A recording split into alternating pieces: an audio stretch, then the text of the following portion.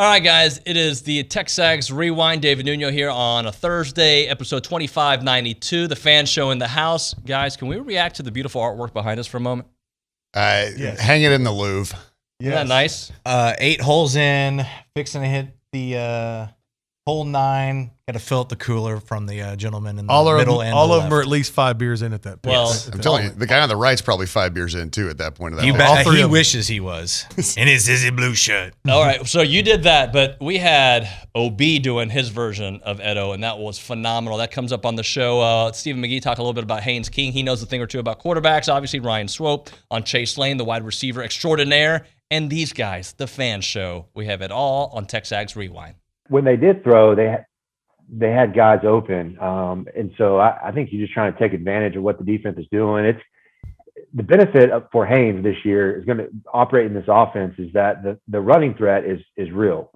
Isaiah Spiller and A-Chain, the backfield, throwing in Nia Smith at times.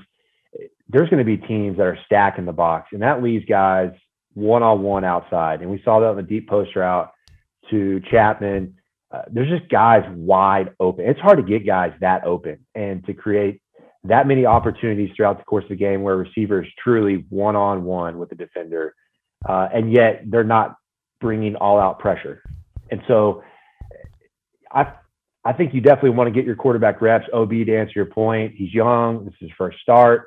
And you got, Colorado is no slouch of a non-conference game, and then all of a sudden you're playing Mississippi State in the SC West. So getting him reps while trying to keep him healthy, there's certainly a healthy balance there, but the more the merrier.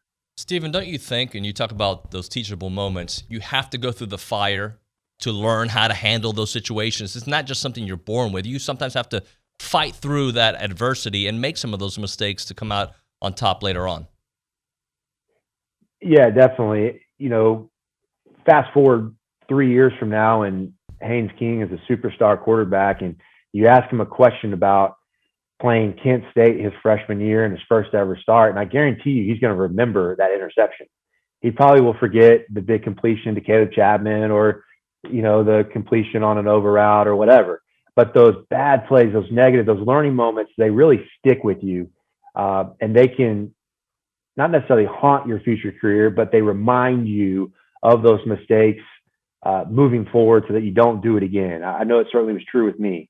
I could remember the bad decisions I made, and when that opportunity came again, I knew as heck when I got cover one, I wasn't going to go inside with the wrong leverage. So there definitely points that are going to stick out for him in the future. We'll give you a break, Stephen, since that first start was against the national champions. There are a lot of turnovers in that game. I threw one right to number 27. I think it was number 27 for Texas on a jailbreak screen. I've never seen, if you guys don't know what a jailbreak screen pass, it's essentially the easiest completion a quarterback can have. The guy's running to you down the line of scrimmage, and I threw it across the line of scrimmage to their defender. It was terrible. God, I played so bad that game. Hate to see it. OB? You know what's bullcrap? Uh-oh. I'll tell you what's bullcrap. McGee coming on here talking trash, wearing that sissy blue shirt. You know what's even better, more bullcrap than that? Calling out somebody for your sissy blue shirt and then getting your ass kicked by a bunch of guys in sissy blue shirts. So I think it's bullcrap that Ed Orgeron's talking a bunch of trash and then losing. This might be your Go Tigers! That might be your best segment ever. Does it hurt to talk now? No, it doesn't hurt. Look at that sissy blue shirt. Sorry if you're only listening to the radio, you can't see McGee in a sissy baby blue shirt. Can I get a Go Tigers? Go Tigers. I don't even want to do mine. I just want to keep going with you. Give me an Abita. Can we have Edo on a mobile start calling the show? Oh, you probably wouldn't even have to wait for a mobile. You could probably just call Edo. Football. McGee's reaction was priceless. My week is complete. Thank you. Beautiful. He looks like he's playing for UCLA in that blue shirt. You got on gold pants? Hey, that's going to be on the rewind. 100% that is going to be on the rewind, OB.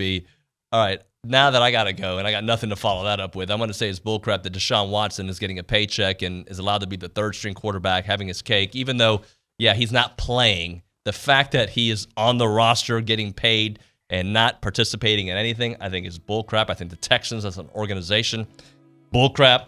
I think it's bullcrap that I have to watch them. Even though I grew up in Houston, I feel like I have to. It's bullcrap. Sorry. It's bullcrap. Couldn't agree more. Gosh. Go Texans. Go Texans. Can you? I love it, OB. OB, can you say goodbye to? Actually, sorry, Ed O. Can you say goodbye to Stephen McGee for us? Goodbye, Stephen McGee, and your sissy blue shirt. Thanks, Bye, man. Coach. Go McGee. Ron, I want to keep it with wide receivers and Chase Lane, who is just really coming on. And we saw how he played last year. Another nice performance the other day. The route running, everything he brings to the table. How nice is it to see his growth the last year and a half? Oh man, it's great. Talk about a great leader too, and a good kid. I think his goals align with everything that Jimbo's wanting to do here at this program. And then the other thing is, I think he's an unselfish guy, and you can just tell. I watch guys. I watch how these guys interact when they're not involved. So Chase Lane, for example, I saw a couple times downfield where he's going and digging out a linebacker, trying to get his hat on a safety, and that those little things win football games. Period. And so he's a kid that's going to go out there and he's going to be where he's supposed to be. And I think he's on the verge of having a 8 or 9, 10 reception game. $150. I think he's got that in him. As long as he continues to work hard, which I know he's doing. He's that guy that's in the film room first and he's last to leave. So I think that we're going to see him. This might be his year, his breakout year. Let's start off with what you guys are thinking about. You've had almost a week to kind of chew on the game against Kent State. We'll think about that, then we'll look ahead. We'll start with you, Roy. Perspective has been my biggest thing I've been thinking about. Especially now that we're able to separate as a game as opposed to what we were thinking in the first quarter and what we were thinking in the second quarter and the second half. We all remember the Vandy disaster from last season, right? And I'll be honest, I don't know if Kent State couldn't beat Vandy right now. But we had a performance that has a lot of potential. There were some mistakes, but it's first game mistakes. We're going on the road to play, this week a team that their logo is probably better than they are, but people will, it's still Colorado, right? Just like Alabama beat up on Miami. Well, Miami sucks. All right. I'm sorry. Everybody wants Miami to be good. And I get it because we remember the days of the U, but we're still playing that logo, the Colorado Buffs, right? So you have so much to build on a game that honestly, outside of about a quarter of a half, has a ton of positives. Yeah. And I think after last year, knowing that we had that Vandy game and how last year ended up, the final, what it all winning the Orange Bowl. I think there's a lot more to be positive about now that we can step away and have a little more perspective on the game. And we only beat Kent State, but if you look at the second half, we flexed our muscle and our talent. I want to add to that a little bit if I can. So you talked about the logo and playing Colorado. Somebody barked at me the other day for talking about we compare ourselves to Alabama. And I think we should, because the feeling here is we're a national championship contending team and we think we're going to beat Alabama. So we should compare ourselves to a team that's destroying teams week one. Hence, I look at this game against Colorado. I want to see what Alabama did to Miami to Colorado. And I feel like that'll happen as long as they don't turn the ball over. Yeah. You guys feel me there?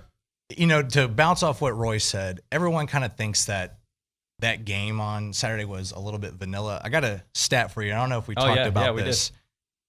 A&M had more plays of 10-plus yards, 25, than any other team this weekend in the country. They averaged 17 plays of 17-plus yards a game last season. Yeah. So in week one, they had more big plays than anybody else in the country, and everyone thinks that they were kind of sleepwalking on offense. Well, but it was a vanilla game plan, and to do that with a vanilla game plan should tell you that there's a lot of firepower here. But we talked about this last week, right? You got to do what the quarterback is comfortable with. He's new. You got to look, you got to walk them through a little bit first game, and having a Kent State first game is a great opportunity to do that.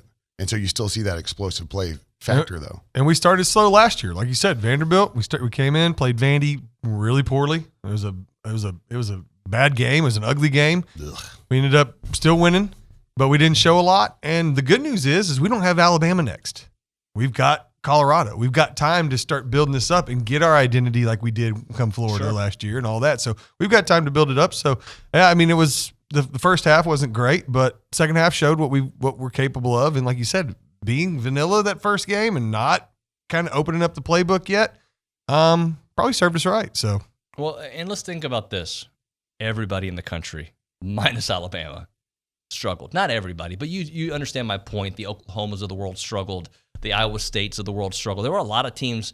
Ohio State struggled for a half against Minnesota. There was a lot of teams struggling, and I think we have to be reminded of it. Week 1 is just that. It is week 1. Mm-hmm. It's the first real action. Some teams start off against the top 10 teams, some don't, but you're still working out your kinks. Mm-hmm. It's crawl, walk, run, man.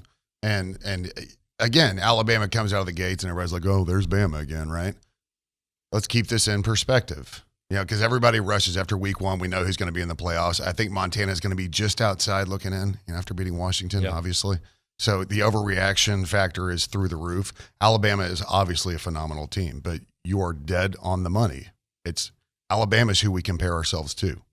So, and Colorado and Miami being in that same vein of the logo, the nostalgia, but man, you suck now.